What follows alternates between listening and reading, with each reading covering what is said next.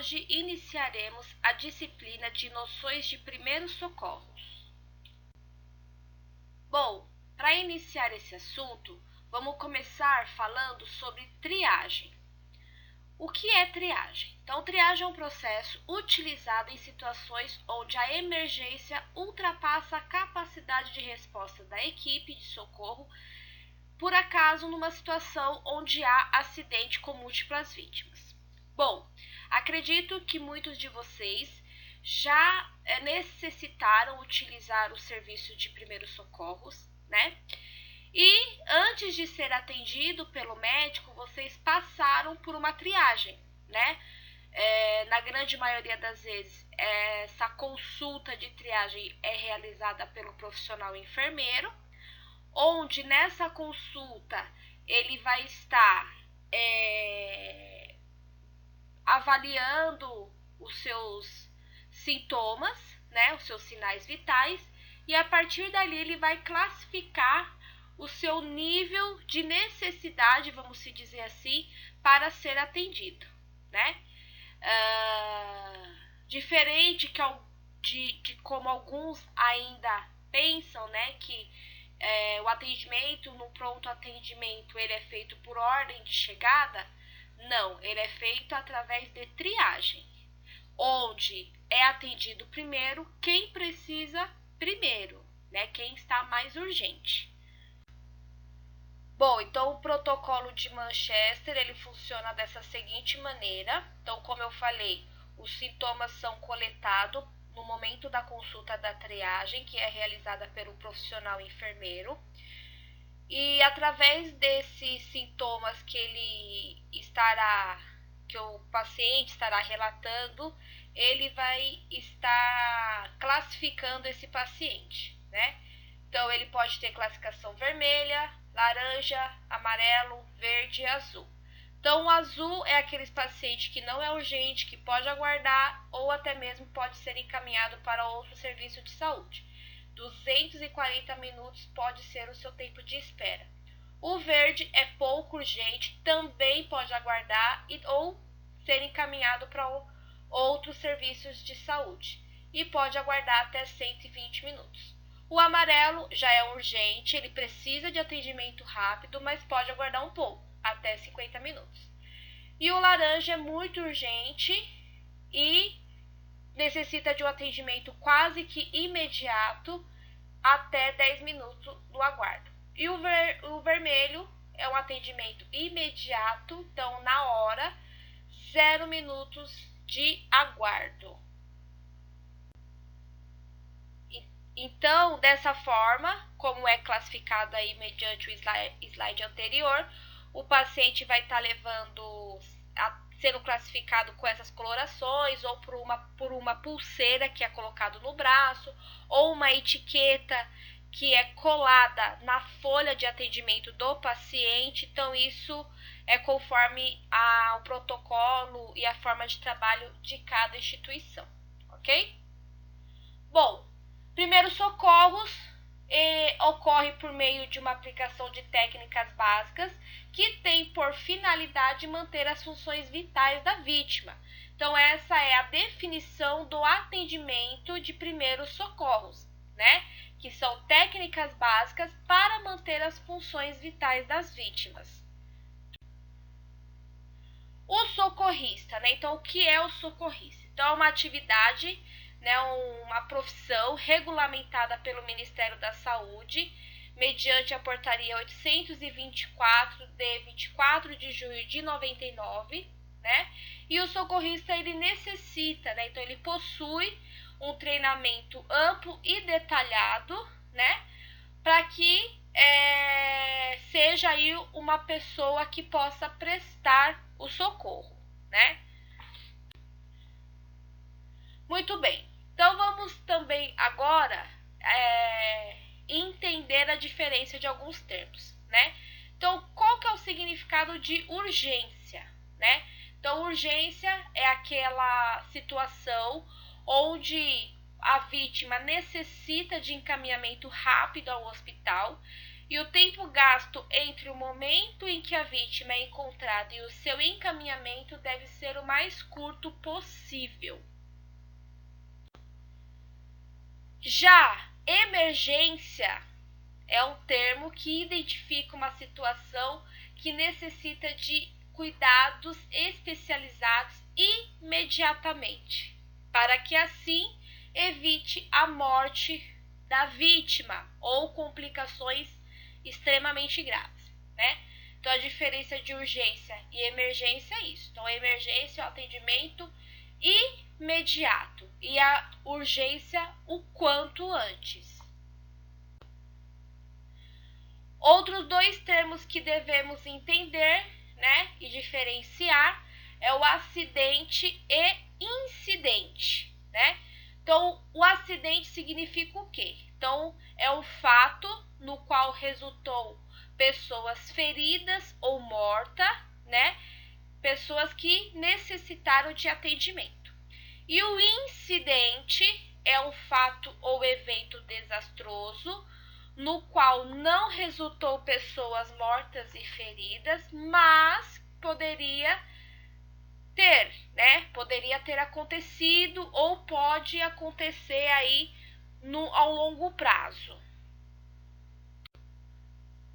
Aqui nós temos um exemplo, né? Então, de acidente, uma foto aqui de um acidente de trânsito, né? Que com certeza teve pessoas feridas, né? Não dá pra gente saber, mas pode ter acontecido até a morte. E o incidente, o capotamento de um carro, né? Que estava aí transportando alguma substância que pode ser até inflamável, né? Então, pelo entendimento aqui, é algo que, se não houver uma intervenção, poderia explodir, né? E tudo mais. Então, essa é a diferença de acidente e incidente. O acidente resultou em pessoas mortas ou feridas, necessitou de atendimento. O incidente não resultou em pessoas mortas e não resultou em pessoas feridas no momento, mas que poderia ou possa ainda acontecer. Outros dois termos também que devemos entender é os sinais e sintomas, né? Então, a todo momento, vocês já escutaram diversas vezes esses termos, né?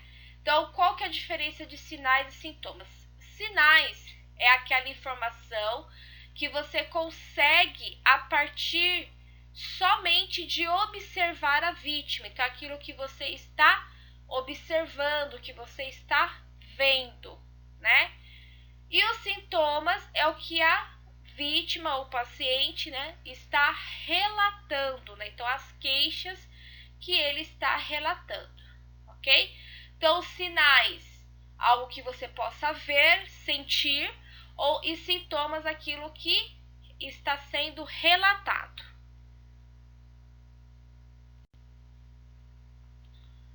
Então, vamos agora falar sobre as questões legais, né? Então, segundo o artigo 135 do Código Penal, a omissão de socorro consiste em deixar de prestar assistência quando possível, fazê-lo sem risco pessoal. Então, a pena para aquele que não presta o socorro, né, que omite o socorro, é de detenção de 1 ano a 6 meses ou multa, né? E parágrafo único, a pena é aumentada de metade se da omissão resultar em lesões corporais de natureza grave e triplicada se ela resultar em morte, né? Então, dependendo qual foi o desfecho ali do acidente, né? Da situação ali onde foi omitido o socorro, pode variar aí esse tempo aí, essa penalidade. Direitos da pessoa socorrida. Então, o prestador de socorro deve ter em mente que a vítima possui o direito de se recusar o atendimento, e isto pode ocorrer por diversos motivos, como crenças religiosas, falta de confiança no prestador de socorro que for realizar o atendimento. Então isso pode acontecer, é de direito da pessoa, né, da vítima, e dessa situação aí tudo deve ser registrado para não acontecer aquela questão da omissão de socorro, né? É claro que nessa questão de falta de confiança, você como um socorrista vai ter todos os argumentos para que estabeleça aí uma confiança com a pessoa, né? Então a própria abordagem que você faz mediante aí ao atendimento a essa vítima já é um meio de estabelecer confiança, né? Se você chega, não se apresenta, já vai, né, manuseando a pessoa sem explicações, isso remete a pessoa, né, uma falta de profissionalismo, uma falta de conhecimento. Então, isso deve ser já resolvido já no primeiro momento ali, né, no primeiro impacto que tem entre socorrista e vítima.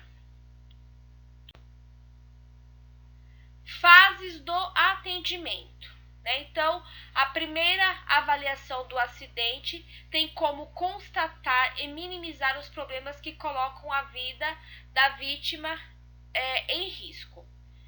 A primeira atitude a ser tomada no local do acidente é avaliar os riscos que possam colocar em perigo a pessoa prestadora de primeiros socorros. Então, isso significa o quê? Que assim que o socorrista chegar no local do acidente, ele tem que assegurar a localização ali, né? O local do acidente, né? Então, sinalização, né? Desvios, né? Tudo isso tem que ser feito antes de iniciar o atendimento, né? Se estiver em equipe, obviamente que vai existir uma equipe só para fazer esse trabalho, porque não adianta você ir prestar o atendimento, não se atentar a esse detalhe e no final das contas do que ter, né, do que haver ali uma situação de socorro, vai haver uma situação de maior gravidade, outros acidentes envolvidos, né? Outros acidentes, outras pessoas feridas envolvidas. Então, de fato, a primeira coisa que faz ao chegar na cena do acidente é estabelecer um local seguro, ok? Então, se houver algum perigo em potencial, deve-se aguardar a chegada do socorro especializado. Nessa fase, verifica-se também a provável causa do acidente, o número de vítimas e a gravidade das mesmas, e todas as outras informações que possam ser úteis para a notificação do acidente. Então, isso significa o quê? Né?